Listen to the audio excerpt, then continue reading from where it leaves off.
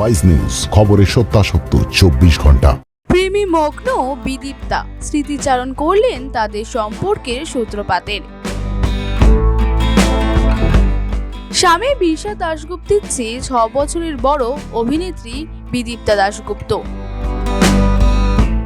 বিশার পরিবারের সঙ্গে ছোট থেকেই ভালো সম্পর্ক বিদীপ্তার। পরবর্তীতে বিশার জীবন এগিয়ে যায় নিজ গতিতে।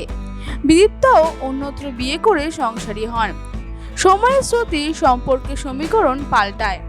স্বামীর সঙ্গে ছাড়াছাড়ি হয় বিদীপ্তার। প্রেমিকার সঙ্গে ব্রেকআপ ঘটে বিশার। তারপর শান্তিনিকেতনের পৌষ মেলায় দেখা হয় ভগ্ন হৃদয়ে দুটি মানুষের। চারিদিকে তখন কেবলই বসন্ত। বিষয়টি জানিয়েছিলেন বিদীপ্তা স্বয়ং।